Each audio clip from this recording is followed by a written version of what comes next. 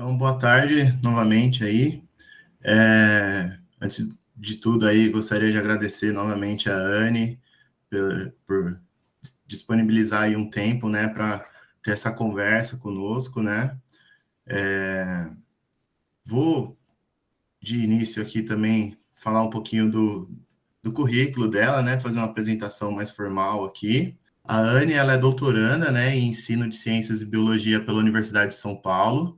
Ela é mestre em ensino de ciência e biologia pela USP também, licenciada e bacharela em ciências biológicas pela USP, com MBA em gestão escolar, pedagoga pela Universidade de Franca. Ela participa das ações do projeto de extensão e pesquisa do Grupo Cajuí, professora de ciências e atividades de laboratório para ensino fundamental no Colégio Dante Alighieri. Teve participação no PIBID como bolsista, foi membro da entidade Inactus, como responsável pelas atividades de educação ambiental, e tem interesse de estudo em áreas como educação para a cidadania, educação em biodiversidade, coprodução de conhecimento, saberes tradicionais socioambientais, ensino de biologia e ciências, ensino por investigação, educação ambiental, argumentação e formação de professores. Então, todo esse currículo aí, já dá para ver que nossa conversa vai ser bem legal, né? Eu tive contato com a Anne quando eu cursei a disciplina de Educação em Biodiversidade, no PIEC, uma disciplina oferecida pelo professor Paulo Sano, e tive contato com os membros do grupo Cajuí, né? E uma das aulas foi ministrada pela Anne, e é uma das temáticas, né, que o nosso grupo, e eu acredito que é muito emergente, né, que é a ensino e cidadania, né, que ela apresentou um pouco mais. Então, por isso fiz esse convite, e acho que vai ser uma oportunidade para todos aí. Obrigada, Matheus. Obrigada, Thaís. Obrigada, grupo maravilhoso que está me recebendo aqui nessa tarde de hoje. Bom, eu pensei da gente já iniciar dando um pouco mais de gás, porque meu tempo está um pouquinho curto, eu estou na escola agora, acabei de sair da aula e vim para encontrar vocês. Eu espero que esse encontro seja bastante produtivo, que promova muitas reflexões para vocês, para mim também. Queria ouvir também de vocês as impressões de vocês, o que vocês sentiram também a partir das discussões sobre esse tema ao longo da formação de vocês, o que vocês têm pensado também aqui no grupo, quais foram as impressões também das sugestões de leitura, enfim, vamos tentar fazer disso uma troca, né? Apesar de termos o tempo tão reduzido, acho que vai ser, de certa forma, produtivo, e já me coloco também à disposição para que vocês me escrevam, se possível, se tiver alguma dúvida, vou deixar disponível também o meu e-mail, o Matheus também pode ficar à vontade para fazer isso, também posso disponibilizar também depois o material, né, que eu vou projetar, um PDF e também uma lista de referências complementares ao que está também nos slides, e a gente vai tentando conversar na medida do possível. Fiquem à vontade também para levantar a mão e perguntar a qualquer momento, então a gente pode ir fazendo disso mesmo uma conversa. Então, queria agradecer mais uma vez ao Matheus pelo convite, pelo cuidado também em me apresentar, esse percurso formativo, tem muito dessas trocas com a graduação, com a pós-graduação, com o grupo de pesquisa. Então, tudo isso parte muito de espaços como esse que vocês estão abrindo e disponibilizando para mim também me informar junto com vocês. Bom, gente, então, primeiro, o nosso tema para essa discussão, proposto pelo Matheus e de interesse de todos vocês, em especial essa relação entre os conceitos possíveis para a cidadania e o ensino de ciências que almeja, né, a formação, que almeja essa formação diferenciada, né, que é essa formação política, social, econômica, cultural, e que a gente possa pensar em cidadania a partir de uma perspectiva que seja inclusiva, né, que seja uma cidadania para todos, e dentro de diferentes contextos. E para isso, né, se a gente está pensando em ensino de ciências e se a gente está trazendo essa discussão da cidadania, a gente também não pode deixar de pensar essa cidadania dentro de um contexto socioambiental, em especial pensando que o ensino de ciências é um espaço em que a gente tem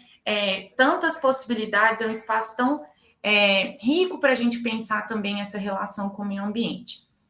Então, primeiro de tudo, eu queria ouvir de vocês, se vocês puderem abrir o microfone ou se vocês quiserem colocar também no chat, quais são as impressões assim iniciais que vocês têm sobre esse conceito de cidadania. Queria que vocês trocassem aí comigo. O que vocês pensam sobre esse tema? O que vocês já leram? Pode ser em uma palavra ou uma frase, só para a gente fazer essa chuva de ideias aí sobre esse contexto. Bom, eu acredito que cidadania é participar de uma forma ativa de situações que envolvam a sociedade de maneira geral, né?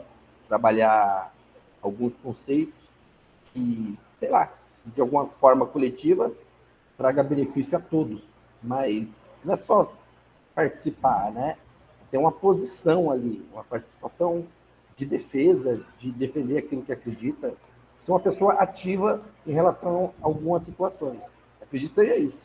Como amigo João, eu também penso em cidadania com esse formato da pessoa ser ativa, né? No grupo onde ela convive, pensar no governo, na cidade, mas com a visão dela entender que ela tem direitos que estão claros, tem ações que ela precisa fazer, que está clara, e partindo disso ela é ativa na sociedade que está, no grupo que está. Eu tenho essa visão.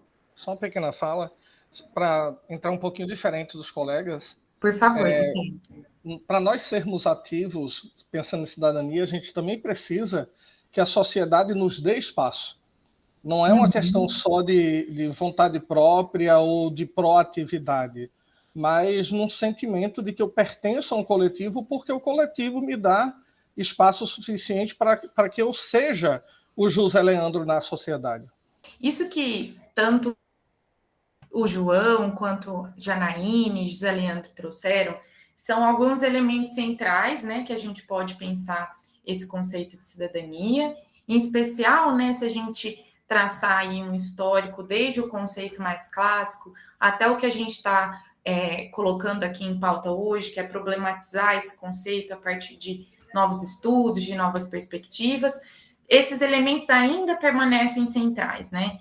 Esse sentido de pertencimento, esse espaço para atuação e também, né, se a gente trazer o contexto que eu vou propor aqui para a gente, que é um contexto do sul global, a gente vai olhar para essa cidadania a partir de uma perspectiva mais crítica e, diante disso, né, uma perspectiva que vai trazer para a gente uma centralidade do território.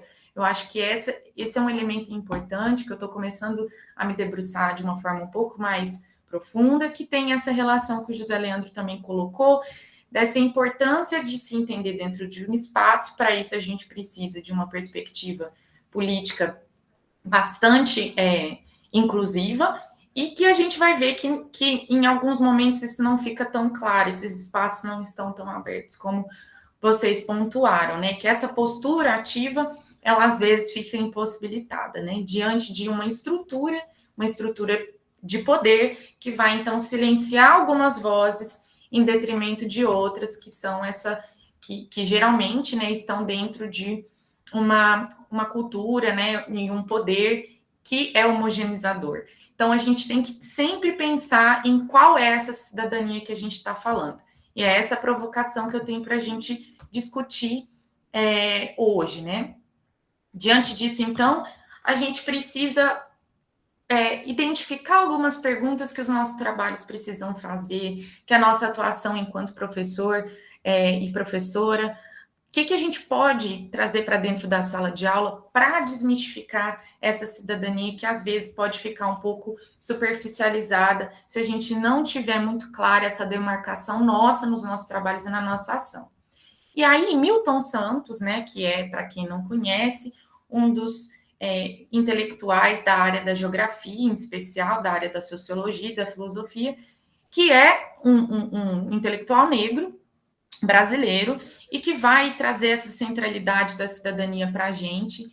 E nesse texto de 1996, o Milton Santos vai fazer algumas perguntas iniciais para a gente, né? Primeiro que ele situa de onde ele fala. Ele está colocando que ele está logo no comecinho desse texto, que é de um livro que chama O Preconceito. Nesse capítulo, ele vai falar sobre a cidadania no Brasil. E aí ele já situa, ele fala, olha, eu estou falando de dentro de uma universidade, que é a Universidade de São Paulo, e que essa universidade não me permite, inclusive, transitar dentro dela. Eu não consigo encontrar outros membros da mesma cor de pele que eu, né? E eu falo, então, me coloco no texto como sendo um homem negro. E aí ele fala que esse marcador de raça é extremamente importante para a gente pensar a cidadania, como a gente vai ver em alguns slides posteriores, né? Então, a gente precisa pensar a partir dessas provocações. Se a gente está falando de cidadania, qual é o cidadão que a gente está pensando em construir? E pensando nisso, né, o que então seria um indivíduo completo? Quais são as categorias? Quais são as dimensões? Quais são os recortes que a gente precisa fazer? E para ele, para o Milton Santos, um cidadão é um cidadão igual ao Estado. Ele fala isso no livro que, hoje no Brasil, a cidadania é ser igual ao Estado. E ser igual ao Estado, muitas das vezes, né, se a gente for fazer um olhar mais amplo, esse ser igual ao Estado é ter um poder aquisitivo, é ser uma pessoa branca, uma pessoa cis, heterossexual, né, que não tem nenhuma deficiência física ou mental. Então, todos esses outros marcadores vão ficando à mercê, né? Então, os nossos objetivos hoje é discutir sobre essas possibilidades na relação entre a cidadania e o ensino de ciências, em especial tendo esse recorte para o meio ambiente, que é de onde eu falo, eu sou bióloga, então a minha preocupação com esse tema é central, imagino que para muitos de vocês também. Problematizar esse conceito, né, de uma forma que a gente possa pensar em cidadanias plurais, e aí pensar como que a gente, ao longo dessa conversa, quem quiser se sentir à vontade, eu sei que o tempo é curto, mas também trazer como poderia pensar essas práticas e as suas projeções para uma pesquisa e o ensino de ciências que seja, de fato, para a cidadania, em cidadania, né?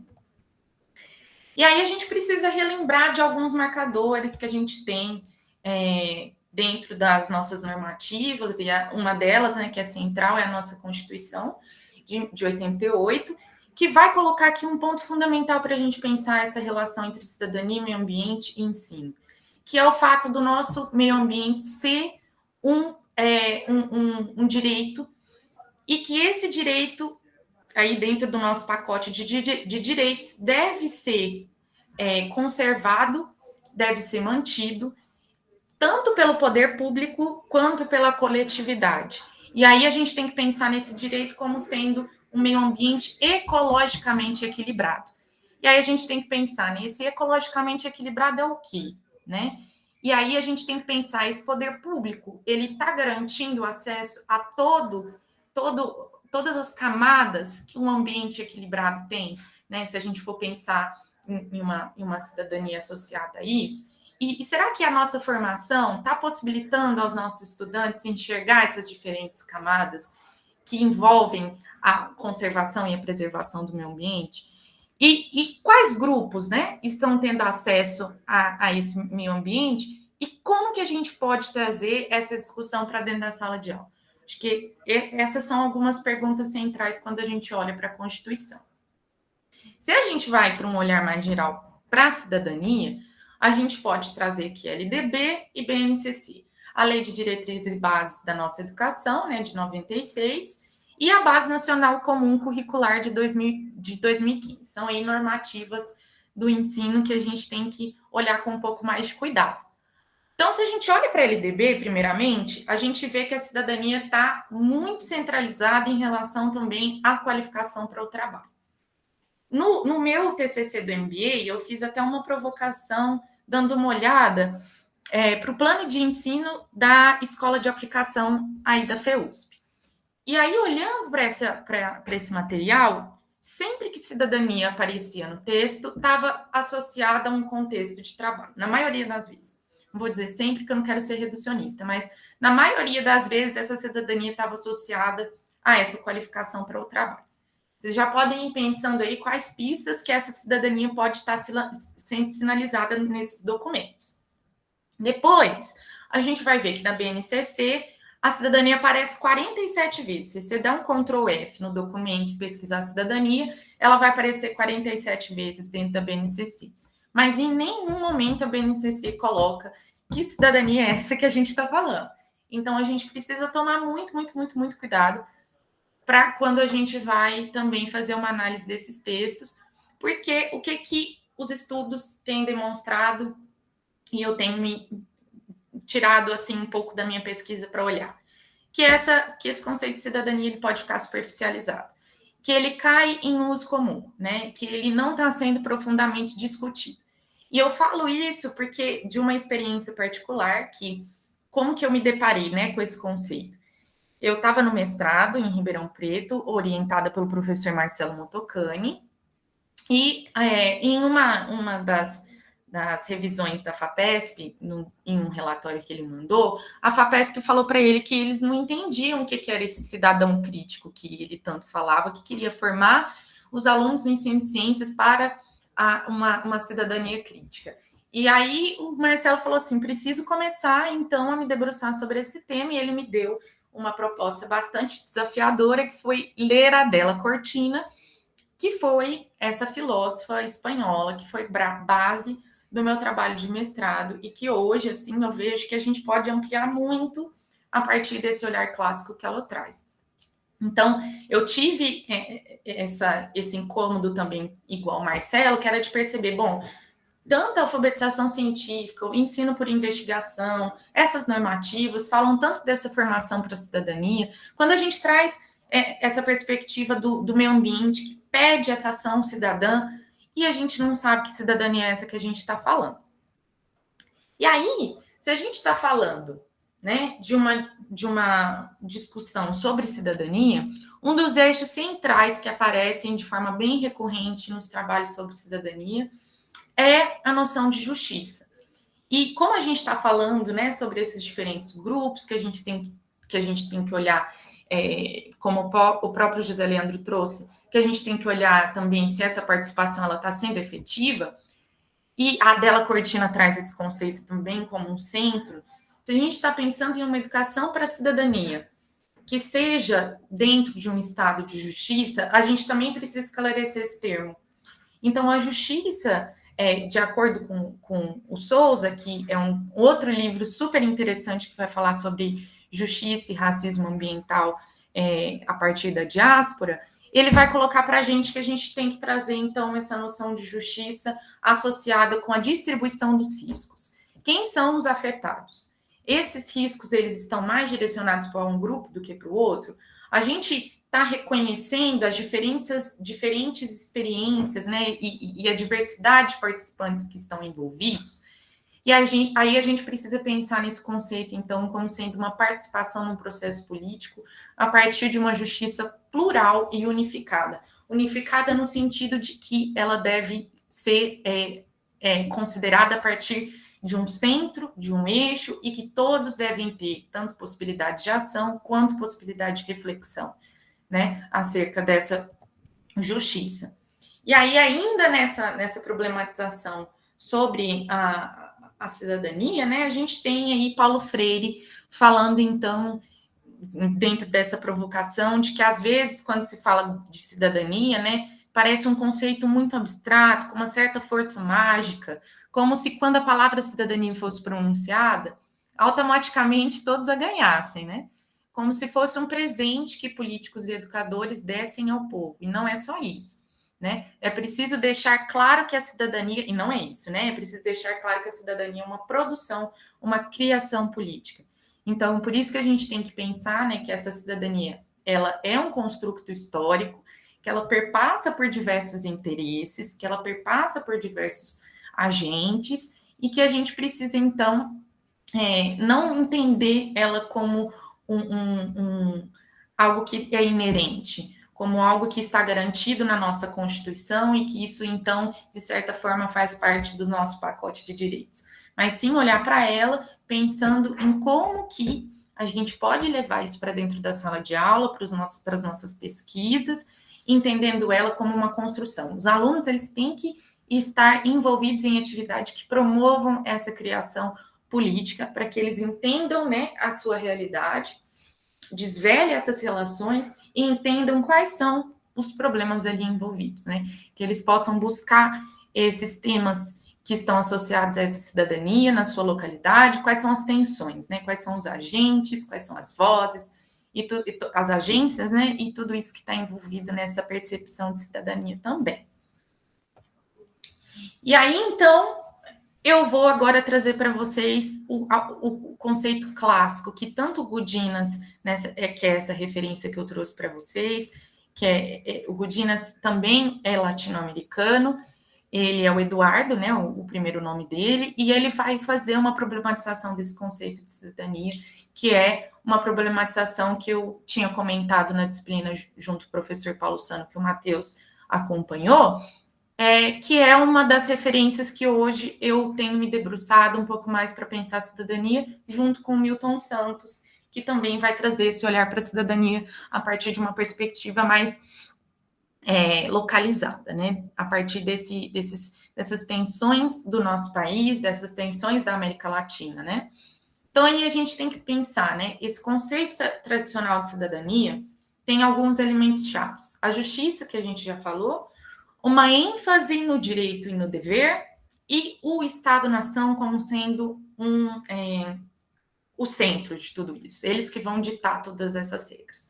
E aí a gente tem esse senso de pertencimento também bastante associado. O que é pertencer a uma comunidade?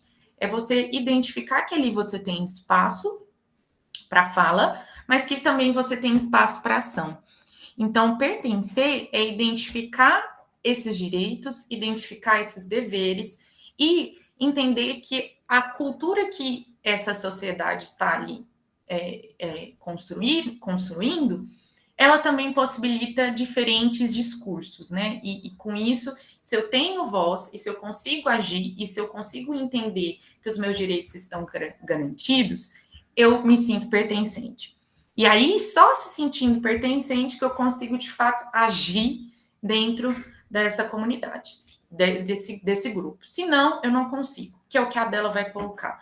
Se a gente não está com uma justiça como sendo o eixo, se todos os grupos, se nem todos os grupos estão participando, a gente não tem esse pertencimento. Porque se todos os grupos não participam, não são todos que têm acesso aos direitos, então, consequentemente, esse grupo que está silenciado, né, que está oprimido, não consegue, então, participar de forma coletiva. Então, esses são os elementos chaves. E aí a gente tem que pensar, né, para essa concepção de cidadão, a gente precisa também promover essa participação a partir de questões que são comuns.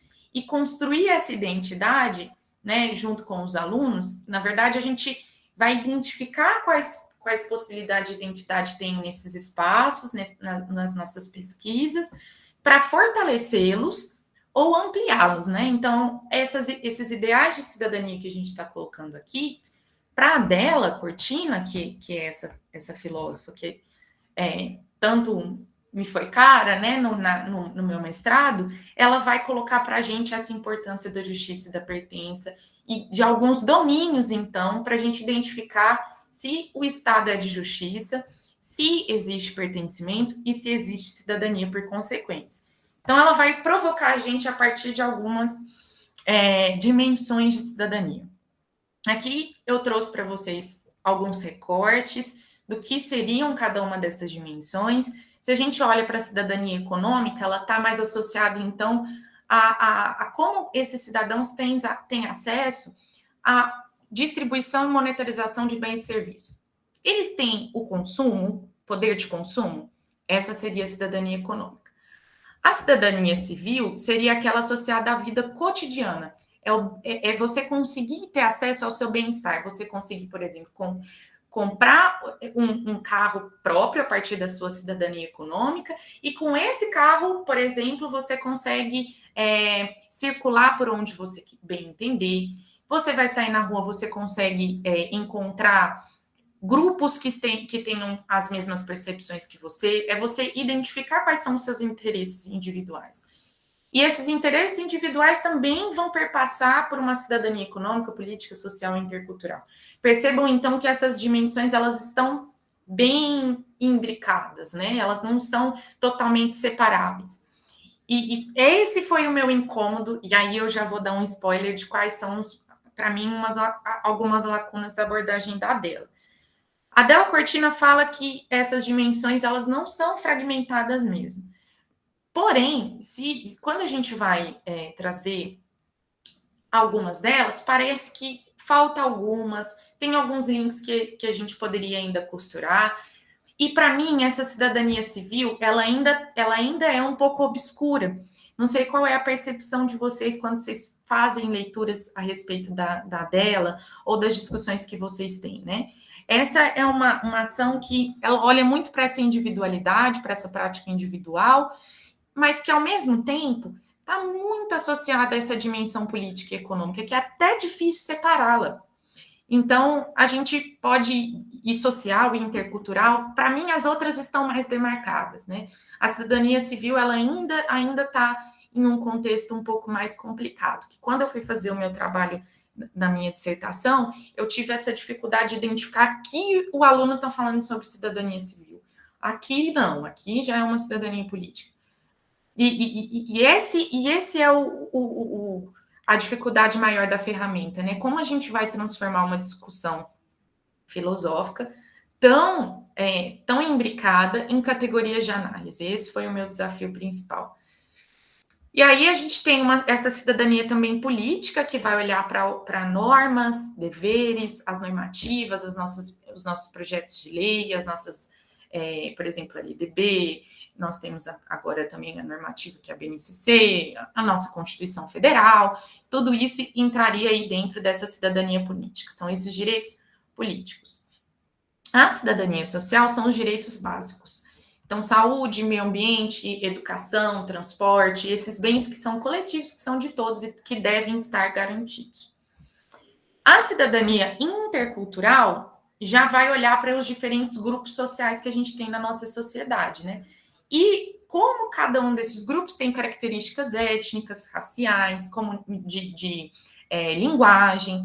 Então, essa cidadania intercultural é entender que esses diferentes grupos existem e que essa cidadania tem que a participação de cada um desses grupos devem estar garantidas para que de fato, né, a gente tenha uma cidadania que a dela vai chamar de cosmopolita.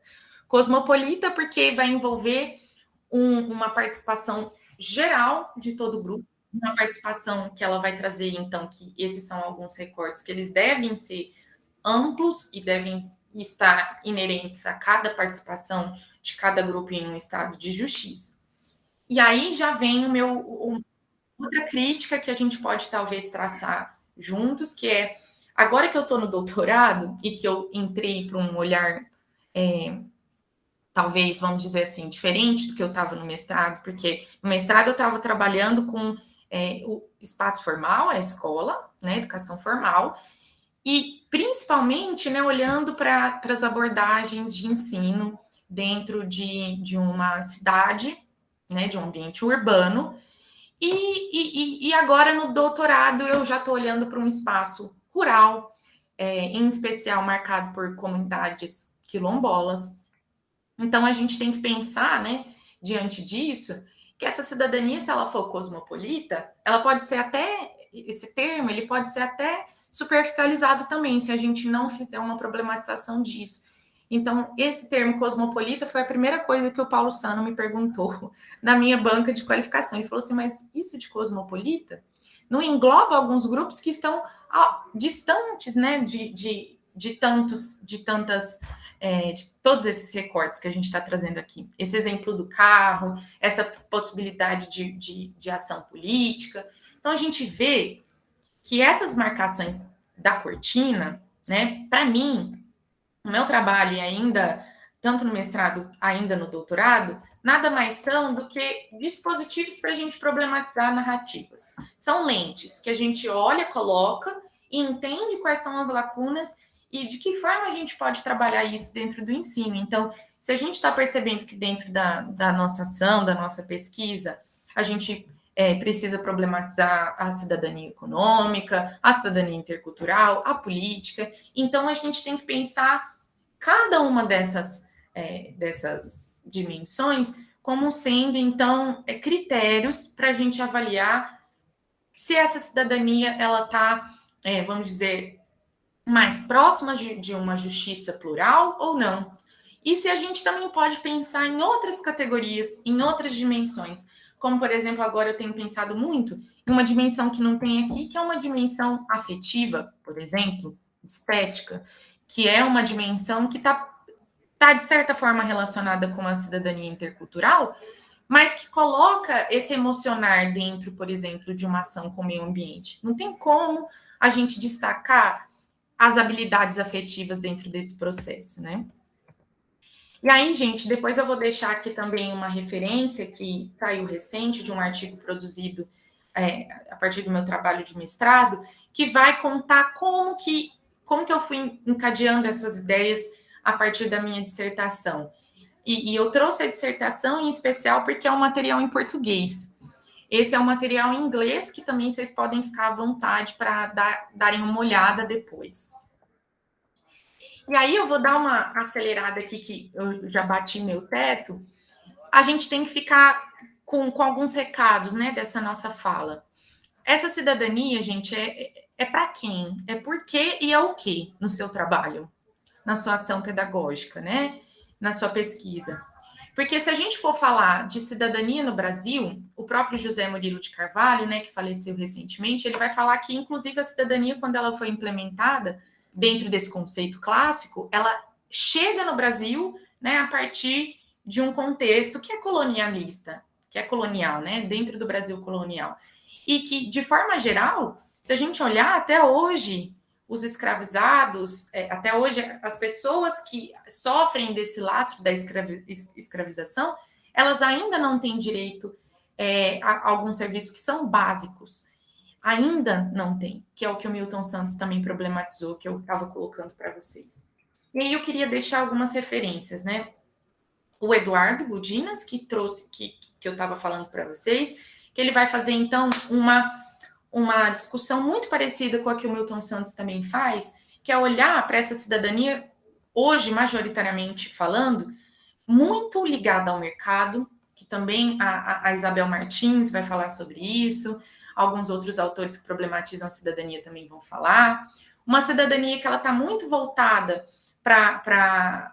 Eu até troquei aqui, viu, gente? Aqui, no lugar de benefício coletivo, ele está aqui dentro de uma perspectiva de cidadania, enquanto que uma perspectiva do cidadão consumidor está muito voltada para uma perspectiva mais própria. E tudo isso a gente tem que olhar com cuidado, né? Para a gente não cair em uma cidadania do consumo, que é o que o Gudinas vai falar, que é o que o Paulo Freire também vai trazer, de certa forma, na pedagogia do oprimido. E com isso, né, a gente tem que estar sempre centralizando a perspectiva da cidadania para um interesse político, para uma proteção da natureza, ao contrário dessa diferença para uma cidadania do consumo, que está voltada para uma perspectiva individualista e majoritariamente neoliberal, né? Eu só consigo ser consumidor, só consigo ser cidadão se eu tenho poder de consumo.